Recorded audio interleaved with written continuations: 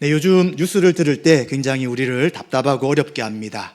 우크라이나와 또 러시아 전쟁이 끝나지도 않고 있는데 이제 북한이 참전했다는 소식이 들립니다. 잘못하면 이것이 더 큰 전쟁으로 확산될 수 있는 그런 어려움에 있습니다. 또 이란과 이스라엘, 또 이스라엘과 하마스, 헤즈볼라와 계속해서 전쟁이 일어나서 잘못하면 이 일들이 또 중동 전쟁으로 또 세계 전쟁으로 확산될 수 있다는 이야기들이 들립니다. 또 이런 일들이 또 때마침 미국 대선과 연결이 되어서 이제 미국 대통령이 역할들을 할 수 없는 상황 속에서 이제 각자의 생각, 각자가 주장하는 바대로 전 세계가 굉장히 어수선합니다. 그것뿐만 아니라 이제 북한과 우리가 더 긴장이 높아져서 언제든지 전쟁이 일어날 것 같은 그런 위기가 지금 우리를 휩쓸고 있습니다. 우리는 오늘 이런 상황 속에서 또 야곱의 인생 가운데서 위기가 굉장히 많이 있었습니다. 하나님께서 어떻게 이 위기를 인도하시고 또 위기를 만난 야곱이 어떻게 하나님의 선하심 가운데서 이 일들이 진행되어 나가는지 함께 생각하며 은혜를 나누고자 합니다. 야곱은 이제 형을 떠나서 형이 자신을 죽이려고 하기 때문에 밧단 아람으로 가서 하란에 가서 외삼촌을 만나려고 했습니다. 그는 그곳에 가는 중에 이제 베델이라는 곳에서 하나님을 만나게 되었습니다. 그리고 하나님은 야곱에게 언약하시고 다시 약속해 주셨습니다. 이 약속대로 이제 그는 드디어 삼촌, 외삼촌 라반을 만나게 되었고요. 또 감사하게도 그는 자신이 사랑하는 아내가 될 라헬과 결혼하기 위해서 7년 동안 열심히 일을 하였습니다. 그런데 이 라반이라는 사람은 야곱이 생각했던 것처럼 선한 사람이 아니었습니다. 굉장히 속임수에 능하고 자신의 사촌마저도 이제 이용해 먹으려는 사람이었습니다. 그는 결혼을 하고 첫날이 지난 다음 날 눈을 떠서 옆을 보았는데 그 옆에 있는 사람은 라헬이 아니라 그의 언니였던 레아였습니다. 레아를 왜 이렇게 하셨는가라고 외삼촌에게 이야기했을 때 외삼촌은 태연하게 이야기합니다. 우리 고향에서는, 이 지역에서는 언니가 먼저 시집 가는 것이지 동생이 먼저 가지 않는다라고 이야기하죠. 야곱은 더 이상 따질 수도 없었습니다. 왜냐하면 그가 가지고 있는 모든 패를 다 보여줬기 때문이죠. 어떻게 해서 내가 이곳에 오게 되었고 그 집에 있을 때 무슨 일이 있었는지를 다 말했기 때문에 그가 따지더라도 라반에게 대항할 수 없는 입장이었습니다. 이제 그는 일주일 동안 레아와 결혼식을 잘 한 다음에 다시 너가 좋아하는, 너가 원하는 라헬과 결혼시켜 주겠다라고 이야기합니다. 그리고 외삼촌 라반은 조건을 걸죠. 7년을 더 일해라. 알겠습니다 하고 그는 14년 동안 라헬을 위해서 애쓰고 수고했지만 얻는 것이 하나도 없었습니다. 그것뿐만 아니라 그는 계속해서 이제 외삼촌에 의해서 노동력을 착취당하고 있을 뿐만 아니라 그가 원치 않았지만 레아와 또 결혼하게 되어서 레아와 라헬이 계속 경쟁하는 것입니다. 남편의 사랑을 얻기 위해서 또 어서 빨리 자식을 낳기 위해서 경쟁하는 가운데 끼어서 야곱의 인생은 평안할 날이 없는 그러한 상황 가운데 있게 되는 것을 보게 됩니다. 하나님께서 이제 이 일들을 어떻게 해결해 나가시는지가 오늘 말씀 가운데 나타납니다. 읽진 않았지만 창세기 30장 1절부터 24절에 보시면 이제 계속해서 레아와 라헬이 이제 야곱의 사랑을 차지하기 위해 자식을 어떻게 낳아가는지를 성경은 보여주고 있습니다. 먼저 우리가 지난주에 살펴보았던 창세기 29장 31절과 35절에는 하나님께서 레아를 먼저 생각하셨습니다. 레아를 불쌍히 여기셔서 그에게 4명의 아들을 야곱을 통해 얻게 하십니다. 루벤과 시므온과 레위와 유다였습니다. 그리고 이제 라헬은 언니가 아이를 4명이나 낳았지만 자신은 아이를 낳지 못하는 것 때문에 시기가 생겼습니다. 그리고 야곱에게 따집니다. 나에게 자식을 낳아주지 않는다면 나는 죽을 것이다. 네. 그런데 이 이야기는 옳지 않는 것이죠. 야곱이 아이를 줄 수 있는 것이 아닙니다. 그래서 야곱은 하나님이 하실 일을 왜 나한테 이야기하느냐라고 화를 내게 되고 두 사람 가운데 또 갈등이 생깁니다. 라헬은 여기서 멈추지 않았습니다. 경쟁에서 이겨야 되기 때문에 어떻게 하면 언니를 넘어설 수 있을까라고 생각했을 때 이제 그에게 결혼할 때 주었던 요정이 한 명 있었습니다. 바로 비라죠. 이제 비라와 당신이 결혼해서 비라가 아이를 낳는다면 그 아이를 내가 양자로 삼겠다라고 이야기를 하게 됩니다. 하나님께서 이제 비라를 통해서 야곱에게 자식을 얻겠는데 5절에 보시면 아들을 낳게 되고요. 그러면서 그는 하나님이 내 억울함을 푸시려고 내 호소를 들으셔서 아들을 주셨다라는 이름으로 단이란 이름을 짓습니다. 그래서 단의 이름의 뜻은 심판이다, 판단하신다라는 뜻이 됩니다. 그리고 또 빌하가 둘째 아들을 야곱을 통해서 낳게 됩니다. 그리고는 그가 이제 언니와 크게 경쟁해서 이겼다라고 하면서 경쟁이란 뜻으로 납달리라는 이름을 짓게 되었습니다. 이제 레아가 4명, 또 라헬의 여종 빌하를 통해서 2명의 자식을 얻게 되었습니다. 이것으로 끝나는 것이 아니죠. 9절부터 21절에도 계속적으로 경쟁이 이어집니다. 레아는 4명의 아들을 낳았지만 출산이 멈추게 되었습니다.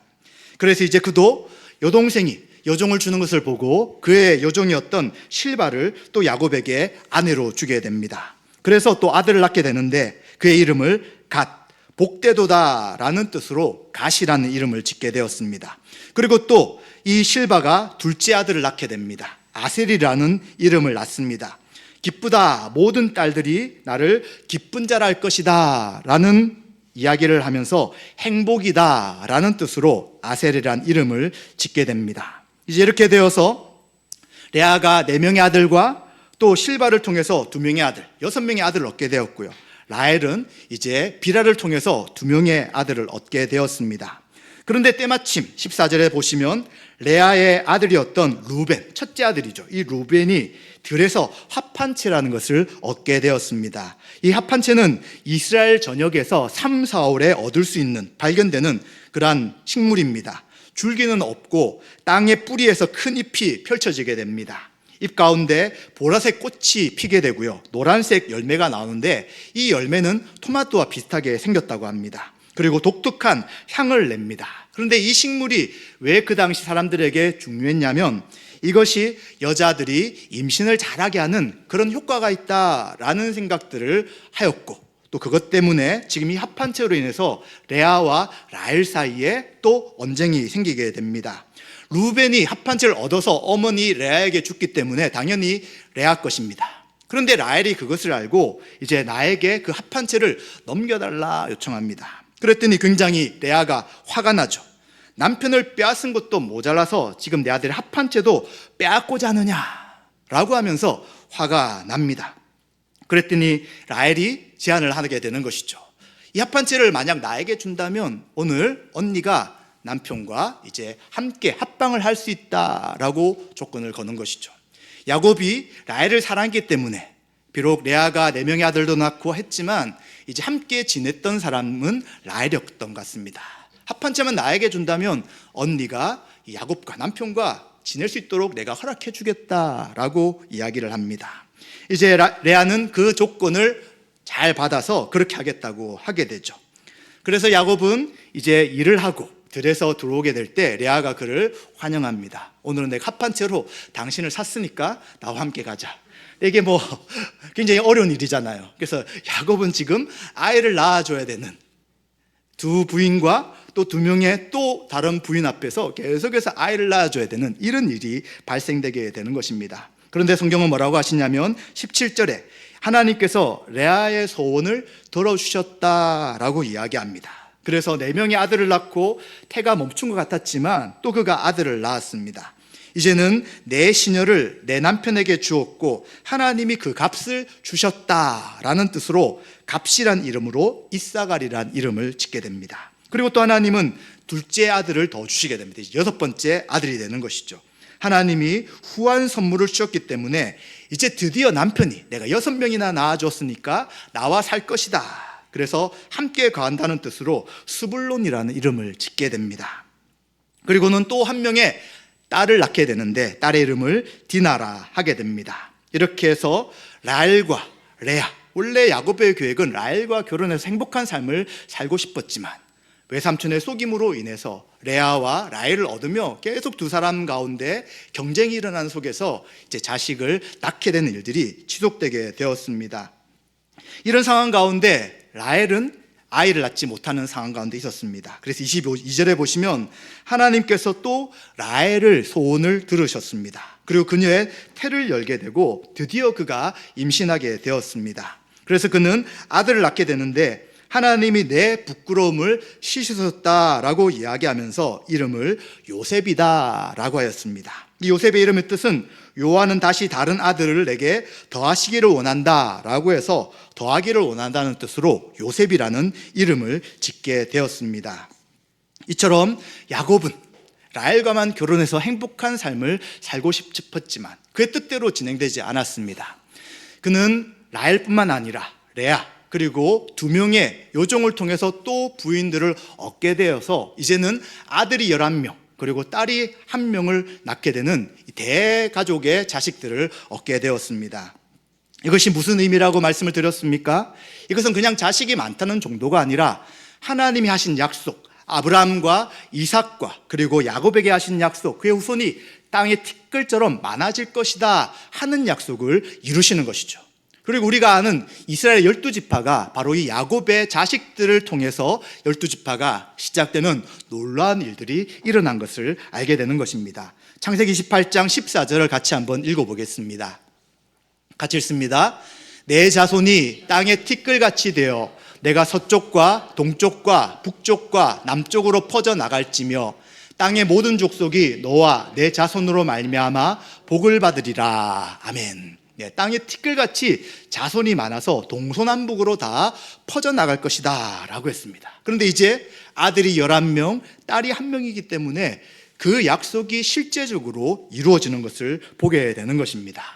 외삼촌의 이 속임수로 이런 일들이 진행되지만 하나님은 이 일을 통해서 하나님의 약속, 언약을 지켜나가시는 분임을 우리는 알게 됩니다. 이제 이러한 아이를 낳는 일 이후에 25절부터는 새로운 사건이 하나가 발생하게 됩니다. 바로 드디어 이 라헬이 그의 아들인 요셉을 낳았을 때다고 성경은 25절에 이야기하고 있습니다. 그는 외삼촌에게 이제 자신이 일을 하고, 그렇죠, 부인을 얻기 위해서 14년을 일을 했죠. 그 일을 했기 때문에 부인들을 얻게 되었고 또 이제 자식을 얻었는데 이제 이들과 함께 나를 고향으로 갈 수 있도록 보내주십시오 라고 이야기합니다. 14년의 시간과 또 더 많은 일들을 해서 결국 20년 동안 일하게 되는데 이 시간을 이제 멈추고 다시 고향으로 돌아가려고 합니다. 원래는 어머니가 사람을 보내야 되는데 이제 어머니가 사람을 보낼 수 없죠. 아마도 성경에 리브가의 죽음은 나와 있지 않기 때문에 보낼 수 없었던 것은 이미 돌아가셨기 때문일 수도 있습니다. 그런데 그는 더 이상 이곳에 머물 수 없기에 떠나려고 생각을 하게 됩니다. 그리고는 내가 그동안 외삼촌한테 했던 모든 일들을 다 기억하지 않습니까? 라고 이야기합니다.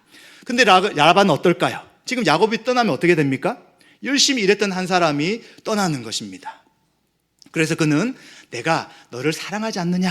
사랑하는 조카야, 좀 더 남아있으라 라고 이야기합니다. 더 이용하려고 하는 것이죠. 그러면서 그가 27절에 뭐라고 이야기하냐면 여호와께서 너로 말미암아 내게 복 주신 줄을 깨달았다.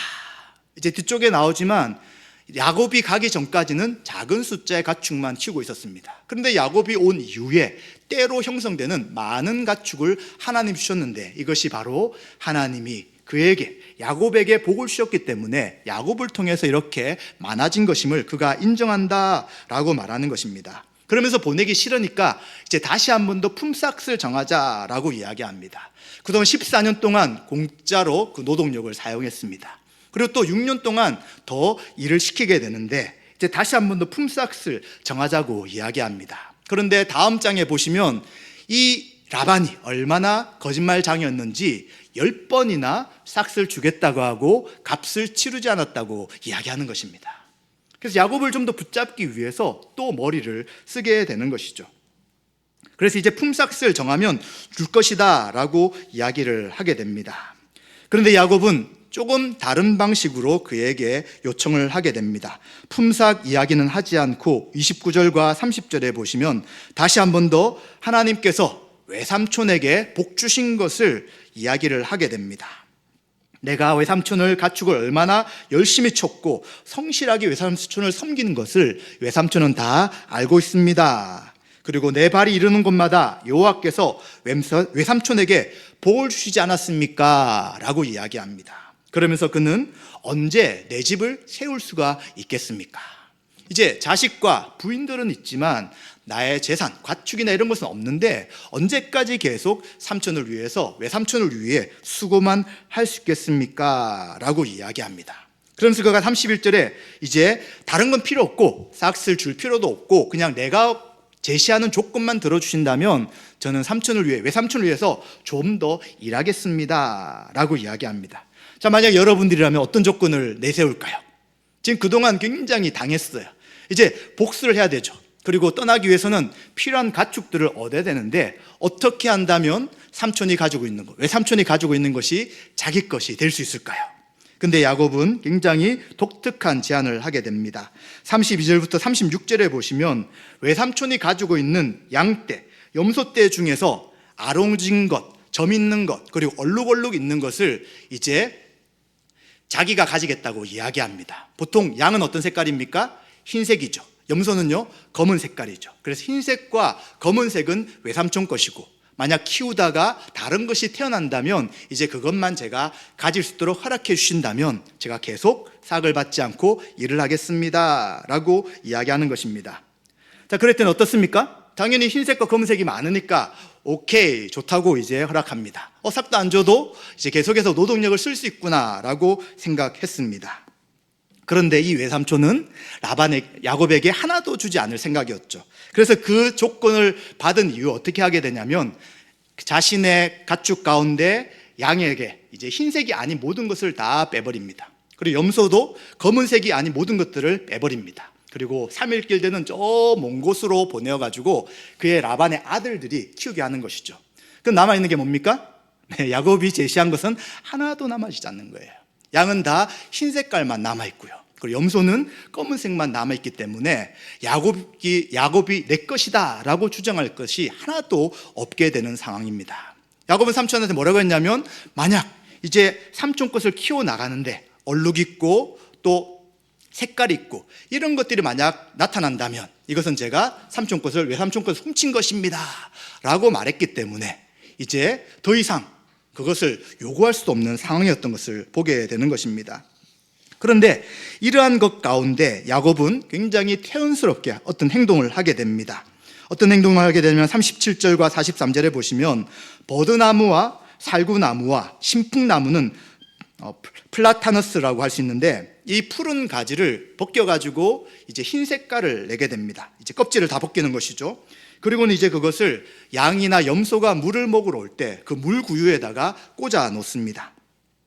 그리고 이제 그들이 물을 먹다가 새끼를 베게 되면 이제 그 새끼 가운데서 얼룩얼룩한 것, 점이나 작은 반점이 있는 것, 또 점이 있고 아롱한 것, 줄무늬나 얼룩무늬가 있는 것을 낳았다라고 이야기해 주고 있습니다. 근데 껍질을 벗겨가지고 딱 물구유에 놔뒀더니 새끼를 뵐 때마다 흰색, 검은색이 나오는 것이 아니라 야곱이 챙겨야 될 자기가 얻어야 할 양과 염소들이 나타나는 것입니다. 또 한 가지는 40절과 43절에 보시면 이제 튼튼한 양과 약한 양을 야곱이 구분합니다. 얼룩이 있고 점이 있는 튼튼한 양들이 교배할 때는 그 나뭇가지를 꽂아놓고, 그리고 약한 것, 이제 삼촌이 가져야 될 양이나 염소가 올 때는 그 가지를 없애버렸더니 이제 튼튼한 것들은 야곱이 가질 염소와 양 새끼가 태어나고, 그리고 또 약한 것들은 삼촌꽃이 돼버리는, 흰색과 그리고 검은 염소는 삼촌꽃이 되는, 약한 것이 되는 그런 일들이 진행되고 있는 것입니다.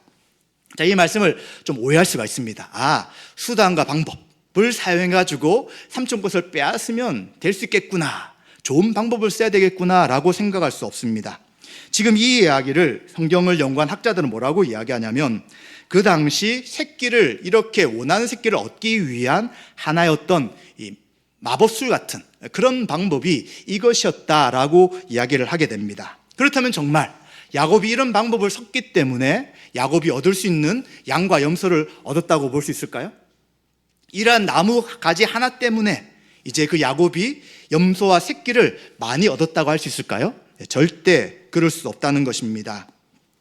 이것은 바로 창세기 31장 6절 9절에 있는 말씀처럼 하나님께서 야곱에게 주신 것이다 라고 말할 수 있습니다. 같이 한번 읽어보도록 하겠습니다. 창세기 31장 6절과 9절입니다. 그대들도 알거니와 내가 힘을 다하여 그대들의 아버지를 섬겼거늘 하나님이 이같이 그대들의 아버지의 가축을 빼앗아 내게 주셨느니라. 중간에 7절하고는 네. 7절도 다시 읽겠습니다. 그대들의 아버지가 나를 속여 품삯을 10번이나 변경하였느니라. 그러나 하나님이 그를 막으사 나를 해치지 못하게 하셨으며 그가 이르기를 점 있는 것이 내 싹이 되리라 하면 온 양떼가 낳은 것이 점 있는 것이요 또 얼룩무늬 있는 것이 내 싹이 되리라 하면 온 양떼가 낳은 것이 얼룩무늬 있는 것이니. 9절 한 번 더 읽겠습니다. 하나님이 같이 그대들의 아버지의 가축을 빼앗아 내게 주셨느니라. 아멘. 그대로 9절은 좀 놔두시기 바랍니다. 뭐라고 하십니까? 하나님이 이것이다 라고 하면 다 생겼다는 것입니다. 그 지역에 있던 어떤 마법 같은 것을 가지고 새끼를 얻게 한 것이 아니라 하나님이 라반이 가지고 있던 그 가축들을 다 빼앗아서 야곱에게 주셨다는 것을 우리는 알게 되는 것입니다. 또 31장 11절 13절 말씀도 같이 한번 보도록 하겠습니다. 31장 11절부터 13절입니다. 같이 읽습니다. 꿈에 하나님의 사자가 내게 말씀하시기를 야곱아 하기로 내가 대답하기를 여기 있나이다 하매 이르시되 내 눈을 들어보라. 양떼를 탄 수량은 다 얼룩무늬 있는 것, 점 있는 것과 아름진 것이니 라반이 내게 행한 모든 것을 내게 보았노라. 나는 베델의 하나님이라. 내게 거기서 기둥에 기름을 붓고 거기서 내게 소원하였으니 지금 일어나 이곳을 떠나서 내 출생지로 돌아가라 하셨느니라. 아멘. 12절 좀 고정해 주시기 바랍니다.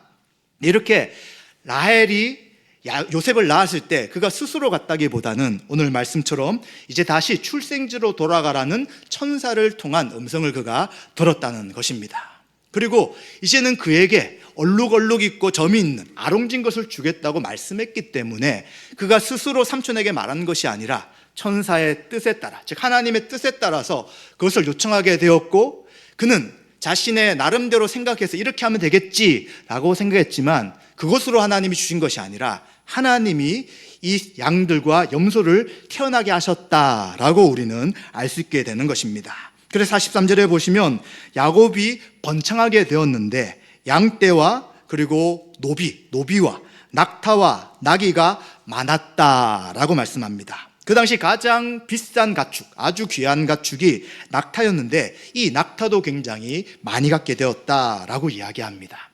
그가 처음에 생각했을 때는 그냥 부인들만 데리고 돌아가도, 자식들만 데리고 돌아가도 다행이다라고 생각할 수 있었을 것입니다. 그런데 하나님은 그렇게 하지 않으시고 하나님이 라반에게 주신 것을 다 빼앗아서 야곱에게 주셔서 하나님이 약속을 반드시 지키시는 분임을 보여주셨다는 것을 우리는 알게 되는 것입니다. 따라서 우리는 이 말씀을 통해서 하나님이 어떠한 분이신지를 알게 되는 것입니다. 하나님은 자신이 하신 약속, 자신이 하신 언약을 반드시 지키시는 분입니다.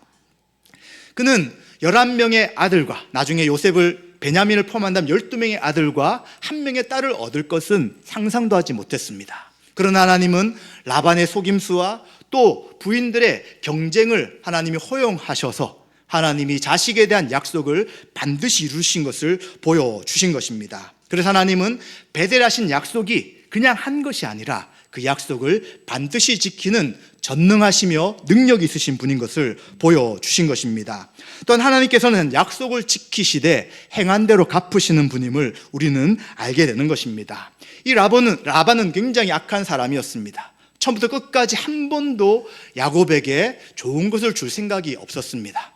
그리고 나중에 그의 부인들도 뭐라고 이야기하냐면 아버지가 우리에게 남겨준 것이 아무것도 없다라고 말할 정도로 굉장히 욕심이 많은 사람이었습니다. 그런데 하나님이 왜 라반에게 야곱을 맡기셨냐면 야곱이 하나님 주실 복을 자신의 힘과 능력으로 얻으려는 그러한 변화될 성품이 있었기 때문에 라반에게 맡기신 것이죠. 라반은 도구로서 그 일들을 감당해야 합니다. 그런데 오늘 말씀을 보면 라반은 그 도구 역할을 뛰어넘는 것이죠.